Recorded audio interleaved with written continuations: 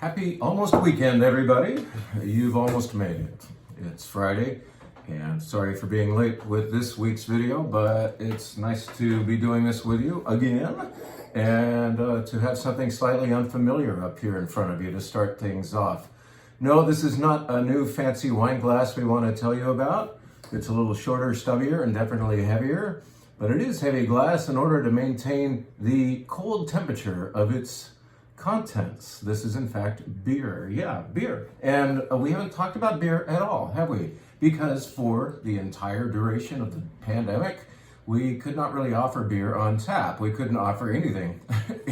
It's, the WineBar wasn't doing its thing. So this is to announce that we had the line cleaners out here get our whole system ship-shape again, nice and clean, so that the beer will flow properly and nice and cold and fresh. We bought 6 new kegs of great stuff, and this guy right here is St. Bernardus. This is one of the signs I already had done, but now that we have 5 other beers, there's a total of 6 taps, I've got to do some artwork in order to advertise what is on tap starting today. I'm glad I've at least got one of these done, but St. Bernardus is an old favorite. We have kind of vowed ever since we put the taps in a long time ago to keep this one. Whereas we roll through others to keep it interesting, why not have like a house beer? And that is St. Bernardus. It is a little glass compared to the other glasses of beer that you're going to be seeing served to you, but that's why. It's a higher alcohol, and frankly, it costs us twice as much. And you don't really need to drink enormous amounts of this, but it is super flavorful, and I'm going to drink a little bit of it right now. You who pour beer can blame me for it losing its head, but I poured this about 10 minutes ago, so it did look better. At any rate. Cheers. The beer is back. I've got signs to make. That's one of the major announcements of this weekend. Another one is, there's a lot to do in my life. I've got so many things wine to do with respect to putting on events and getting those set up, torn down, announced, handle the RSVPs, get the bottles open and all that, bake some bread. It's, just the events take something out of you. And since we didn't have events last year, life was a little simpler. Now it's more interesting, but because of the events, the rest of my wine life is rather crowded. That is wine business life. And that would include getting your wine club notes written on time. Here's to announce that you wine club members will see those notes finally entirely composed and somewhat proofread sent to you today.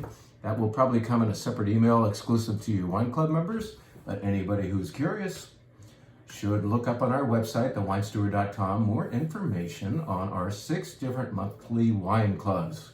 Consider being a member.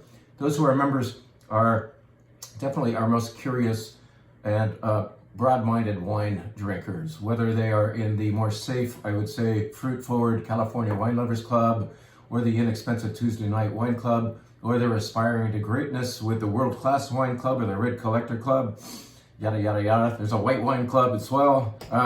Anyway, all of you are adventurous, and you are also extremely supportive. You decide to put a little bit of money into our bank once a month by buying 2 bottles that we choose for you, and we write notes about the wines to kind of justify our selection. These are often going to be things you have absolutely never heard of, so we do encourage you to read those notes because, for instance, when you're confronted with a Catarato, that was a white wine we gave you last week, and you expect it to be zingy and lean and refreshing, and all of a sudden it's not. It's a little more round and it's got some bulk to it. Read the notes. See what that particular wine would go with as far as what's on your table tonight, and bone up a little bit on a grape variety you've never heard of before. We do mean to please you every time we provide you with a bottle, but we want to please your palate. We want to refresh you, cool you down, maybe if it's the white wine, but we also want to intrigue you. It's also our mandate to widen your horizons. So we give you all kinds of interesting stuff, interesting but delicious. At any rate, the notes are coming as soon as I finish this beer. So we told you about the beer, we told you about the wine club notes for those of you who are involved in the wine club, and we are grateful for that. And now I've got something really cool to put up here in front of you, and I don't know if this is going to work. It kind of does. I might have to hide behind it for it all to show up. This kind of works. This is a 4-bottle pack of Rioja, all from one producer called Faustino. By buying this 4-pack as a set, you're getting a bottle of their Joven, a bottle of their Crianza, and another one of their Reserva, and then finally their top of the heap wine, their Gran Reserva. All 4 bottles. It would be lovely to get enough people over to your house to open all 4 at one time, to understand fully one Rioja producer's way of doing things, quality level per quality level, and perhaps to buy a bunch of stuff for your tapas creations here at the Wine Steward too. Come in and get your manchego and your jamon and olives and all that other stuff so you can snack along. Well, what is really pretty cool about this particular set of wines is Faustino has kindly created a video. It's not just promotional, it's actually really educational. A video that you can watch while you get all 4 of these open with your friends. And this also makes a pretty cool looking birthday present or some kind of a gift for your wine lover, I would think. It's very giveable. It's got a handle on it and lid and all that. So it's pretty nifty, but the wines are delicious. Comes with some information, some of which is in Spanish. By the way, the video that you will look up online to go along with this wine, it all happens back there in Rioja at Faustino. And frankly, the 2 gentlemen leading it are speaking Spanish. It is subtitled, but I think it's kind of cool to have the flavor of the Spanish language while you get the flavors of these great Faustino Reds, all Tempranillos from Faustino going on. The Faustino style is not over-the-topness. It is more elegance. These are not wimpy wines, but they're also not big, thick, heavy, rich wines. Getting all 4 open and tasting them in the correct progression, from the inexpensive Joven up to the big whopper Gran Reserva. It's not a whopper, but it's a whopper for its durability, I can tell you that. Tasting them like that really gives you a sense for their style and also the classical Rioja style. So consider getting this box. I've just posted it on the winesteward.com, so you can purchase it that way. You Wine Club members pay less than $103.99. I think you're down in the low 90s for it. So it's a nice value too. It's a really nice opportunity to get 4 wines from one producer, learn about that area, watch the video, have a little party along with it. I think it's pretty cool that we're doing this. I brought in 40 of these packs. Now, I think I'm looking at this inventory downstairs, this big stack of these that just arrived this week. They were supposed to come last April, by the way, but this is all about how late those ships are getting here. At any rate, I'm looking at inventory thinking, how can we give this a jump start? Why don't we make these 4 bottles part of the 5 wine flight on the WineBar this weekend? So stay tuned. We're going to come back to this subject in a second. But first, I'll tell you about what else we're doing on the WineBar. As you know, we always do a sparkling wine. I am enamored with this. This is a smaller production wine from Domaine Carneros, a sparkling wine producer that I know that many of you have visited on your way into the Napa Valley for a whole day of wine tasting. What a great stop. Stopping first, going out onto their pavilion, their terrace there, and having sparkling wine to start the day. I think I will have sparkling, well, I had sparkling beer to start my day, but now I shall have some sparkling wine. This is the Ultra Brut from Domaine Carneros. You don't see this out there very much. We carry their other slightly less expensive Brut that has a white or creamy label to it, and that's in fact a more creamy wine. But Ultra Brut means the dosage, or the amount of sugar that's added right when they're putting in the final cork, is less, or in fact it might be 0 with this. So this is not as round and rich and creamy as the other. This is more like, the message is meant to be bam, like it should attack your nose, yes, and your palate.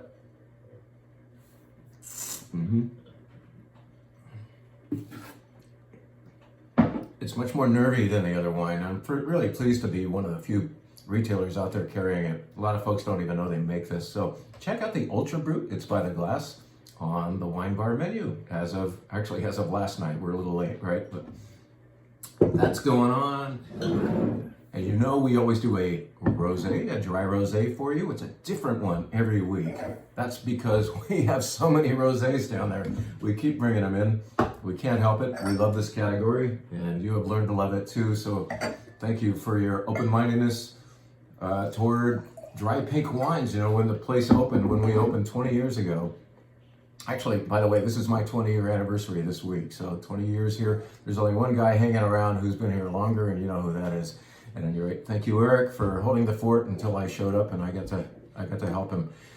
But when we started out 20 years ago, dry rosé was like people were suspicious of it. They saw these pink wines on the shelf and they assumed automatically that we were trying to sell them white Zinfandel, something with residual sugar. And these are not like that. They're pale in color and they're dry in their sugar content. They're, you know, 0 or very close to 0.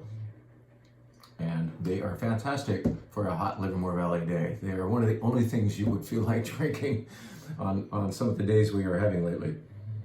This is made of Grenache, Cinsault, and Syrah. It comes from Provence. So this is the real classic example of dry rosé this week. This is Minuti, and it's from, like I said, Provence. And you kind of know that by the bottle shape. It's got that classic curvy thing going on. Just a little bit of cherry, a little watermelon, a little strawberry, but sugarless. I mean, you taste the fruit, but it's not sweet. It's lovely. Oh, and here comes, in Provence, I like this other thing that happens sometimes. Just a little scent of tarragon or fennel, something vaguely licoricey. You don't want all that much of that kind of effect. You want the fruit and the mineral to say most of it, but just to have that little nuance of like this fresh herb, you know, tarragon. Come and have this. It's going to be a nice weekend for rosé. I can sense it.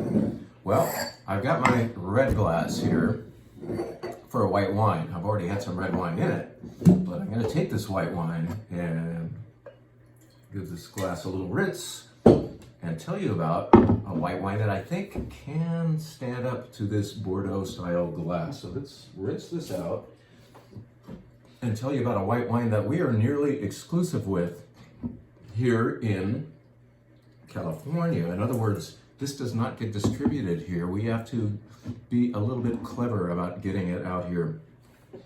And we made a commitment to, I think, 10 6-packs of Malthus, Ambre de Malthus. Strange name, but this is from the Lalande de Pomerol area of Bordeaux, so that sub-region of Bordeaux, Lalande de Pomerol. This is white Bordeaux. Many of you know Bordeaux is only red, right? White Bordeaux can be squeaky clean, 100% Sauvignon Blanc that never saw a barrel, and that stuff costs maybe $15 and less, and it's great. It's very refreshing. This wine can and is refreshing. It can be and is, but it is also a little more indulgent because it is the more classical style of Bordeaux Blanc. Classical style, what does that mean? The tradition in Bordeaux for when the white is taken seriously and made as a great food wine, it is a blend of Sauvignon Blanc and Semillon. Semillon, the other main white grape of Bordeaux. In this case, it's 70% Sauvignon Blanc, so you get the sassy fruit from that, and 30% Semillon, which enlarges the wine a little bit, adds some padding, a little bit of richness, and perhaps, along with Sauvignon Blanc's nerdy fruit, slightly herbal thing going on, you get fig and maybe even fig leaf and a little bit of maybe tiny bit of lanolin from the Semillon effect. You don't want too much of that, but a little bit of it just gives the wine a little more mouth. This is not as big as Chardonnay, but it's also bigger than Sauvignon Blanc on its own. The other thing that slightly enlarged it is a kiss of oak. It spent a little bit of time in probably neutral oak. In other words, the barrel has been used a few times, so it's not giving any more oak flavor to the wine anymore. The oak flavor has already been extracted by previous occupants of the barrel, but with used oak, you still get the benefit of oxidation, a metered amount of oxidation, where, of course, the staves of the barrel, being made of wood, just transact a little bit of air, whereas a stainless steel tank would not. You know, that's a impermeable surface. So with a little bit of oak and the transaction of air, you get, once again, just a little bit of a rounding enlargement of this wine. Oh, it's beautiful. I smell mangoes and nectarines. A little bit of the herbaceousness you expect from Sauvignon Blanc, but Semillon is making it more interesting, and the oak is just giving it just a little bit of this richness, but not too much. It's still super refreshing, even in the nose.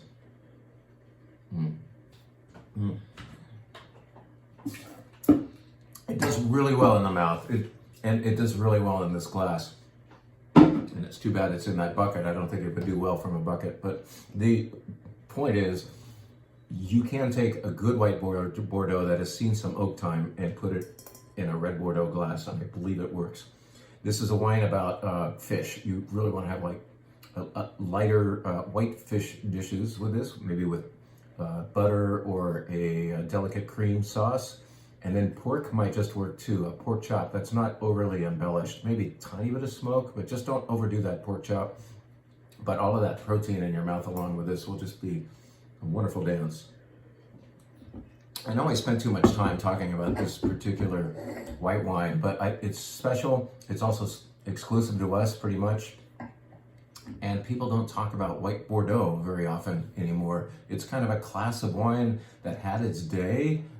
I mean, in Bordeaux, it still has it, but in our area out here, you know, we I don't know, if we buy up, we're buying up for Chardonnay, and if we are wanting refreshment, we often don't think of white Bordeaux. We think of Albarino and Pinot Grigio and Sauvignon Blanc. What people don't know is white Bordeaux can be amazing, and it's a fantastic food wine. So get into this really exclusive white wine with a little bit of body, a kiss of oak, a kiss of Semillon, a lot of kissing going on. At least 2 kisses.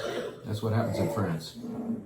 So we promised you that Faustino, that Rioja producer, would be represented in the flight because I have to sell these 4 packs one way or the other. So in fact, I'm not going to taste all these with you, but I'm going to say that you will, as you taste one wine after another from one producer, all made with one grape called Tempranillo, you will understand the theme. You will understand that even though these are mild wines, they are supple, they are intriguing. And you know what's really cool about, where is it? Oh, here it is. There's almost none left in this bottle from last night. Let's see how it weathered over. I expect this particular wine, the Grand Reserve, to have weathered over just fine from last night, because let me tell you about this producer and our wine steward experience of it. Some of you may remember that 8 years ago or so, a woman came in. We knew she was going to come all the way from New York. She flew in that morning. It was a Sunday. We knew she was coming, and we just sent an announcement saying, without knowing more, there's this person coming with a bunch of Faustino Rioja. She'd like to meet you. Anybody who wants to, come on upstairs to the mezzanine. We'll put out some tapas, and we'll pour you some Faustino. What she showed us in her suitcase, big red, kind of like had seen some wear, a lot of travel. This woman's from Spain, headquartered in New York at the time, and she's almost shorter than her suitcase. That's how big this thing was and how short she was. But she opened it up and showed us all the Faustinos she had brought. This one particular producer, I should have this up in front of you. This is the one that she had a lot of. This is their Grand Reserva, and she had it, this particular wine, going all the way back to the 60s. And like I said, this was 8 years ago. This was not like 40 years ago. We were trying, the customers were as well, one wine after another from this vintage, going back sometimes 20 years, sometimes 30 or more years. And the Grand Reserva held up wonderfully. This is never a big wine, I've already said that, but it is a mellow, beautiful wine that I think, because the acidity is such and the soils are great, and it's also not so high in alcohol, you get a wonderfully ageable effect here. It smells great already, and it overnighted well, according to this nose.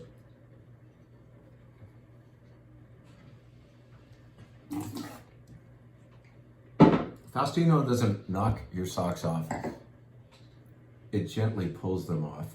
How about that? I gotta work on that line, but That's what a great Rioja from Faustino does, and it lasts a very, very long time. So that's our experience with it. We hope to somewhat replicate that experience this fall. We heard the Faustino people are coming back to the territory, so we may be able to do something like that again. I don't know if that woman with a big red suitcase full of Faustino is still out there with her career, or if she's done. But I hope to do something that recalls that fantastic, unexpectedly great Sunday afternoon when we had a bunch of old Faustino.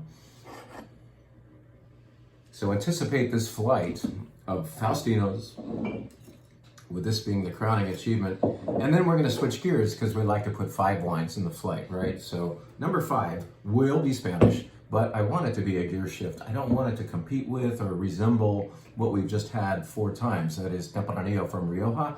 This will take us to Montsant, which is south of Barcelona if you want. And it's called Arrels. It's a strange name, doesn't look very Spanish. That's because it's Catalan. We're in Catalonia, where they speak Catalan. And it's going to be made 100% of Garnacha. And Montsant is the area that surrounds, pretty much, the more famous region of Priorat. They grow Garnacha and Carignano in both places. But this one happens to be 100% Garnacha, and most importantly, it's grown in slate. So, in as much as the grape variety figures into this wine, this particular wine called Arrels, so does the local dirt.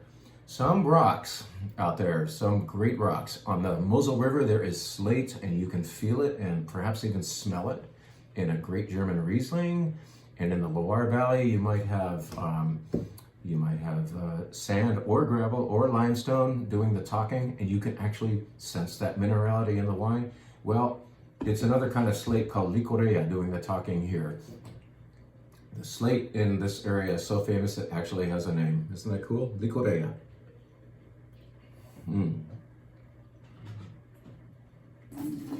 Compared to those elegant, refined, mellow, sedate Faustino Riojas, this is an abrupt change to the rough and gruff, sun-blasted, cowboy kind of red wine to finish things off. I hope that works for your palate. This is the kind of thing you want to grill with. You need big, powerful foods to go with it. But when you do that, grill something this weekend, have this 100% Garnacha, slate-driven, with your really fatty, very flavorful, maybe baby back ribs. It'll make sense. Final wine of the flight. Well, we hope to see you this weekend. I won't see you next week. I'm going to finally have, after 2 years, I believe, a week off and take off. So, Washington State, here I come. I will try to find you some great wines up there, going to Seattle and Walla Walla both. And in the meantime, please try to behave. I will see you in 2 weeks in video form. Wine Club members, look for your notes. Beer lovers, get in here. And those who are interested in a full wine experience on one wine topic, remember that these are now on thewinesteward.com. I'll hide behind them. Thank you and good night. See you in 2 weeks.